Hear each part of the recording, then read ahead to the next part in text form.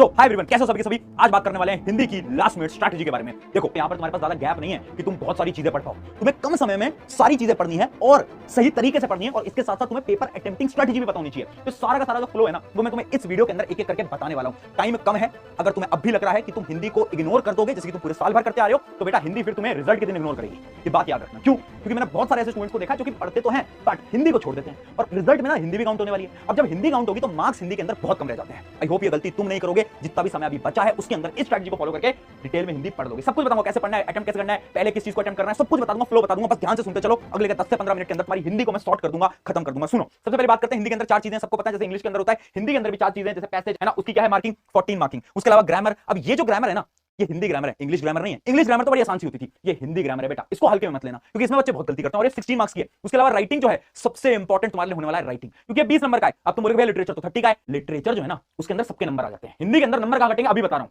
सबसे पहला कटेगा राइटिंग के अंदर, दूसरा कटेगा ग्रामर के अंदर। भैया हमें तो लगता था अपठित गद्यांश के अंदर नंबर कटेंगे। नहीं, अपठित गद्यांश सिंपल आता है पेपर के अंदर, बोर्ड एग्जाम के अंदर। मतलब थोड़ा सा तो टफ आएगा ही, बट ऐसा नहीं आएगा कि बहुत खतरनाक हो जाएगा, तुम्हें कुछ समझ ही नहीं आ रहा है। ऐसा बहुत कम होता है। मेनली देखा गया है कि ये आसान होता है। राइटिंग सेक्शन जो है स्कोरिंग तो होता है, बट बच्चे ना गलती करते हैं, फॉर्मेट के अंदर गलती करते हैं। सारी गलतियां बता भी दूंगा। और ये ग्रामर, इस पे फोकस लगाना पड़ेगा। अब भैया ये बताओ कैसे पढ़ना है, एक स्ट्रैटेजी बता दो एक एक करके। चलो यार फटाफट से आते हैं, स्ट्रैटेजी देखते हैं। सबसे पहले हम बात करते हैं पैसेज यानी अपठित गद्यांश के बारे में। देखो ये बहुत ज्यादा महत्वपूर्ण यानी इंपॉर्टेंट है, यहां पर लिखा भी हुआ है। अब क्या भैया बहुत टफ आएंगे? बहुत कम पेपर्स के अंदर टफ आ रहे होंगे, लेवल नॉर्मल रहेगा। इंग्लिश जैसा नहीं होगा, इंग्लिश के अंदर तो बहुत टफ आ जाते हैं पैसेज, यहां पर उतने टफ आपको देखने को नहीं मिलने वाले। अब इनके जो एमसीक्यू क्वेश्चंस होते हैं ना, वो बहुत इंपॉर्टेंट होते हैं, क्योंकि बच्चे ना एमसीक्यू क्वेश्चन को अटेम्प्ट नहीं कर पाते अपठित गद्यांश के अंदर, वो गलती करके आते हैं। भैया हम कैसे पढ़ें, क्या तरीका है? इसका एक सिंपल सा तरीका है, प्रैक्टिस प्रैक्टिस प्रैक्टिस। जितना समय बचता है, कम से कम नहीं तो 10 अपठित गद्यांश प्रैक्टिस कर लो। ये 10 कैसे हो पाएगा? करना पड़ेगा, कर लो यार। टाइमर लगा के करना, टाइमर लगा लेना, क्योंकि एग्जाम के अंदर टाइम कम रह जाता है। तो सबसे पहली चीज है कि आपको अपठित गद्यांश को क्या करना है, प्रैक्टिस करना है 10 मिनिमम। अब यहां पर देखो एक चीज लिखी है, हर दिन 2 से 3 पैसेज। अब इस 2 से 3 को काट दो और यहां पर लिख दो भाई हर दिन 4 से 5 पैसेज। आज से बोल रहा हूं, अभी से करना इतने स्टार्ट कर दो, क्योंकि इतनी प्रैक्टिस तो तुम्हें करनी पड़ेगी। अगर तुमने पूरे साल भर एक भी प्रैक्टिस नहीं करी है तो ठीक है, सैंपल पेपर से आप करना स्टार्ट कर दो। उसके अलावा यहां पर ध्यान से देखना, क्या पहले पूरा पैसेज पढ़ें फिर सवाल का जवाब दें। ये बहुत इंपॉर्टेंट है। अब हम गलती क्या कर रहे हैं ना, हम ये सोचते हैं कि हम ना पहले क्वेश्चन पढ़ लेंगे फिर पैसेज को पढ़ने की कोशिश करेंगे। स्ट्रैटेजी काम नहीं कर पाती यार, स्ट्रैटेजी काम नहीं कर पाती। आप पहले एक बार पूरा का पूरा पढ़ लो, समझ लो, ज्यादा समय नहीं जाएगा, और उसके बाद जाकर आप क्या करना, आंसर दे देना। तो ये स्ट्रैटेजी मेरे लिए तो बहुत हेल्पफुल है, शायद तुम्हारे लिए भी होगी। अगली चीज, एमसीओ में जल्दबाजी की गलतियां होती हैं, ध्यान से करना। मैं फिर बोल रहा हूं, एमसीक्यू में बच्चे यहां पर गलत करके आते हैं, एकदम लल्लू आता है, लल्लू आसान है ना, बट गलतियां कहां होंगी? गलतियां होंगी एमसीक्यू के अंदर। तो तुम्हें गलती मत करना, एमसीक्यू को ध्यान से देखना, उसकी ज्यादा प्रैक्टिस करना। भैया पेपर किस अटेम्प्ट में ऑर्डर करना है वो भी बताऊंगा, रुक जाओ। सबसे पहले एक एक करके स्ट्रैटेजी की बात कर रहे हैं, उसमें समझ आ गया प्रैक्टिस के बिना कोई और सॉल्यूशन नहीं है। बात करते हैं दूसरी आपके राइटिंग सेक्शन की, जो कि मैं आपको आज बता रहा हूं। This is one of the most important. Literature में सबके नंबर आते हैं, जो यहां पर नंबर लाता है वो हिंदी के अंदर बहुत अच्छा स्कोर करके आता है। ठीक है, सबसे पहली चीज देखते हैं, इसके अंदर आपकी 4 चीजें हैं। क्या क्या? सबसे पहले आपका विज्ञापन लेखन या फिर अथवा संदेश लेखन। भैया क्या सेलेक्ट करें? सेलेक्ट आपको करना है आपका विज्ञापन लेखन। इस बात को आप याद रखो। क्यों भैया विज्ञापन लेखन? क्यों? क्योंकि इजी होता है, इजी होता है। मैं बच्चों के फीडबैक के अकॉर्डिंग बता रहा हूं, जो कि इतने साल से इसको अटेम्प्ट कर रहे हैं। तो विज्ञापन लेखन में नंबर आराम से मिलते हैं, नंबर नहीं करते, बट यहां पर नंबर करते हैं। तो आप इसका फॉर्मेट आराम से याद करना, ये आपके लिए इंपॉर्टेंट होने वाला है। उसके अलावा अगर हम बात करें इन दो चॉइसेस के अंदर, तो उसमें भी मेरा ये सजेशन है ईमेल। क्यों? ये सब आपका भी सजेशन होगा, क्योंकि ईमेल जो होता है बहुत सिंपल होता है, बहुत सरल होता है, आराम से अपन कर सकते हैं, है ना। उसके अलावा आपको अनुच्छेद तो करना ही है, यहां पर कोई चॉइस नहीं है। और आपका बच जाता है पत्र लेखन। अब सबसे इंपॉर्टेंट क्या है भैया? सबसे इंपॉर्टेंट है अनुच्छेद लेखन। ये सबसे ईजी भी है और सबसे ज्यादा स्कोरिंग भी है, सबसे ज्यादा स्कोरिंग है। अब भैया इन सबके लिए ट्रिक्स क्या है? कोई ट्रिक्स है क्या? पहला पॉइंट, इनका फॉर्मेट। फॉर्मेट भूल गए, नंबर खत्म है भैया। फॉर्मेट इतना जरूरी है। देख, अगर तुझे कुछ भी नहीं आता ना, अगर तू सही फॉर्मेट भी लिख के आता है, 1 नंबर फॉर्मेट का होता है। ये मैं नहीं बोल रहा, ये सीबीएसई बोर्ड बोल रही है, 1 नंबर फॉर्मेट का होता है। तो फॉर्मेट सही लिखना भी बहुत जरूरी है, स्पेशली ईमेल के अंदर। यहां फॉर्मेट बच्चे गलती करते हैं, पत्र के अंदर यहां बच्चे गलती करते हैं, तो फॉर्मेट लिखना इंपॉर्टेंट है। उसके अलावा दूसरी चीज, यहां पर देखो जो अनुच्छेद है ना, सबसे इंपॉर्टेंट। इसका एक सोल्यूशन देता हूं, इसकी ट्रिक देता हूं। क्या करो, जो भी टॉपिक पे तुम्हें अनुच्छेद लिखना है ना, तो तुम रफ पेज पे जाओ, जो आपका आंसर शीट का आखिरी पन्ना होता है, उस पर रफ हेडिंग डालो, और उसके अंदर ना दिमाग के अंदर पॉइंटर्स बना लो। यार मैं क्या क्या पॉइंटर्स लिखने वाला हूं अनुच्छेद के अंदर, क्या क्या आप लिखने वाले, फ्लो बना लो एक पूरा का पूरा। जैसे हम इंग्लिश में क्या करते हैं, वैसे हिंदी में बना लो। सबसे पहले मैं ये इससे क्या होगा, इससे ना आपका जो काटा पीटी होती है ना, जो आप कट करते रहते हो, उससे बच जाओगे, टाइम में बचेगा। क्या भैया हिंदी का पेपर इतना लेंदी आएगा?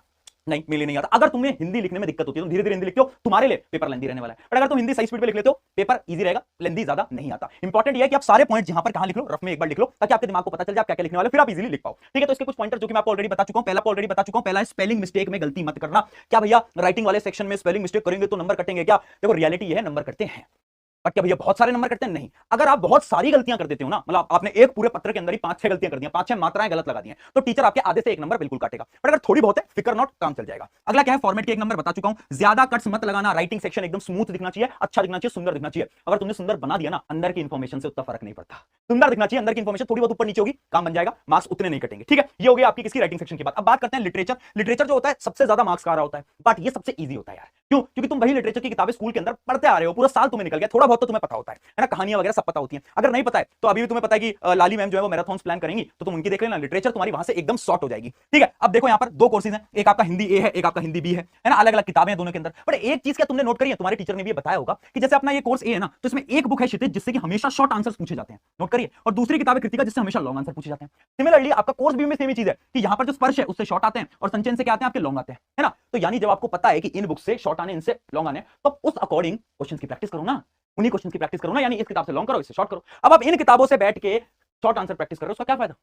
पैटर्न देखो ना, तो ये एनालिसिस आपको करना पड़ता है। अब ये क्या स्ट्रेटजी है लिटरेचर के अंदर, बहुत सिंपल सी स्ट्रेटजी है। सबसे पहले तुम्हें समरी पढ़ लेनी है। मैं बोलूंगा अगर तुम लेक्चर देखना चाहते हो पहले जाओ एक बार लेक्चर वगैरह देख लो, ताकि तुम्हें स्टोरी समझ आ जाए, फटाफट से, ज्यादा समय नहीं लगाना। उसके बाद तुम एक बार समरी पढ़ सकते हो, है ना। अब वो समय नहीं है कि तुम किताब पूरी रीड करोगे, अगर वो करते रह जाओगे तो नहीं हो पाएगा। तो तुम्हें क्या करना है, सबसे पहले यार समरी उठाओ और समरी पढ़ना स्टार्ट करो। उसके बाद तुम पीवाईक्यू जरूर करना, बहुत इंपॉर्टेंट है। ये छोड़ दिया ना तो दिक्कत हो जाएगी। क्यों? क्योंकि हिंदी के अंदर ना पीवाईक्यू सिमिलर आते हैं, यानी हर साल पेपर सेम ही आ रहा है, ज्यादा डिफरेंस नहीं आ रहा है। हाँ, थोड़ी बहुत जो वर्डिंग्स होती है उनको बदला जाता है, जैसे इंग्लिश के अंदर भी सेम ही आता है, बट वर्ड्स को बदला जाता है लिटरेचर के अंदर, तो वहां पर भी थोड़े बहुत वर्ड्स तुम्हारे बदलेंगे, उससे तुम्हें कंफ्यूज नहीं होना। अगर प्रीवियस ईयर क्वेश्चन प्रैक्टिस कर लिए, हिंदी लिटरेचर तुम्हारी बहुत इजीली सॉर्ट हो जाएगी। मैं बोल रहा हूं आसान पेपर आता है लिटरेचर की साइड से, कोई टफनेस तुम्हें नहीं दिखने वाली। अगली चीज, सेम बुक वाले आंसर्स लिखना बंद कर दो। वो जो बुकिश लैंग्वेज है ना, एकदम तुम सेम उठाकर कर रहे हो, उसको थोड़ा कम कर दो यार।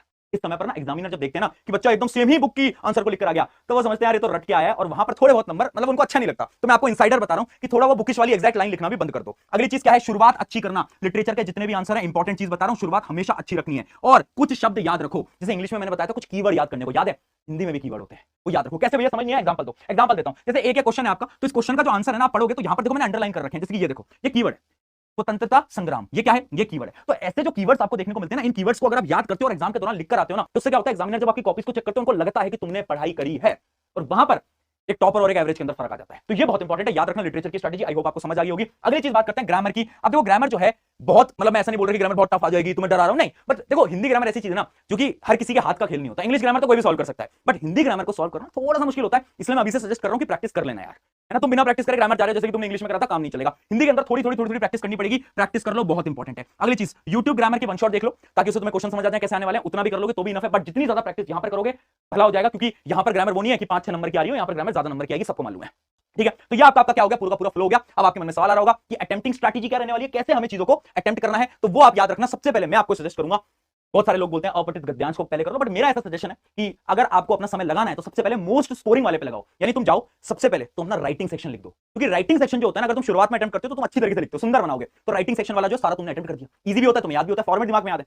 सेकंड क्या करो, लिटरेचर पे आ जाओ, क्योंकि लिटरेचर के सारे आंसर को तुम रट के आए हो। अगर एग्जाम के दौरान तुम एग्जाम के अंदर वो सारे के सारे आंसर भूल गए तो दिक्कत नहीं हो जाएगी। तो तुम्हें क्या करना है, तुम जितना भी रट के आए हो, राइटिंग के बाद लिटरेचर उठा ली, फिर उसके बाद अपठित गद्यांश, और लास्ट में ग्रामर। क्योंकि ग्रामर जो है ना, वो तो तुम लास्ट में अटेम्प्ट करो, उसमें ज्यादा कोई सोचने वाली चीज नहीं हो, तो तुम कर लोगे, है ना। टाइम बचता है, लास्ट में उससे आराम से कर सकते हो। बट ये जो फ्लो है ना, अगर तुम इसमें अटेम्प्ट करके आते हो, काम चल जाएगा। अब कुछ 1 to 1 टिप देखो, याद रखना। पहली चीज, मात्राएं चेक कर लेना प्लीज, मैं हाथ जोड़ के निवेदन कर रहा हूं, मात्राओं में गलती मत करना। मैं ये नहीं चाहता मेरे स्टूडेंट्स, मेरे बच्चों, तुमने बहुत मेहनत करी थी साइंस में, तुम्हारे मार्क्स अच्छे आ रहे हैं, इस हिंदी की वजह से तुम्हारी परसेंटेज खराब नहीं होनी चाहिए, है ना। प्रशांत मैंने बहुत एफर्ट लगाए तुम्हारे साथ, अब वो मेहनत खराब मत करना, हिंदी में भी प्लीज मेहनत करो और अच्छे मार्क्स लेकर आओ। अगली चीज, इंपॉर्टेंट पॉइंट को अंडरलाइन कर लेना, जैसे इंग्लिश की स्ट्रेटजी है। अगला, राइटिंग सेक्शन का फॉर्मेट जरूर याद रखना। एमसीक्यू की प्रैक्टिस करो, बहुत इंपॉर्टेंट। बच्चे एमसीक्यू गलत करके आ रहे हैं, यहां पर प्रैक्टिस कर लो, और सीक्वेंस में अटेम्प्ट करो। यानी जो भी सेक्शन तुम उठा रहे हो, मान लो तुम सेक्शन सी पहले उठा रहे हो, तो उसमें सीक्वेंस में अटेम्प्ट करना। ऐसा नहीं इधर उधर का कि पहले क्वेश्चन नंबर 2, 3, 7, 8, नहीं, ऐसे नहीं। एक सीक्वेंस में पूरा का पूरा आपको क्या करना है, अटेम्प्ट करना है। तो ये क्या थी, ये थी आपकी पूरी की पूरी हिंदी की स्ट्रेटजी। और लास्ट में यहां पर भी एक लाइन लिखी है कि this exam will be best exam of your life। इस बात को याद रखना, और मैं सच बोल रहा हूं, एग्जाम होगा तुम्हारी लाइफ का सबसे बेहतरीन एग्जाम।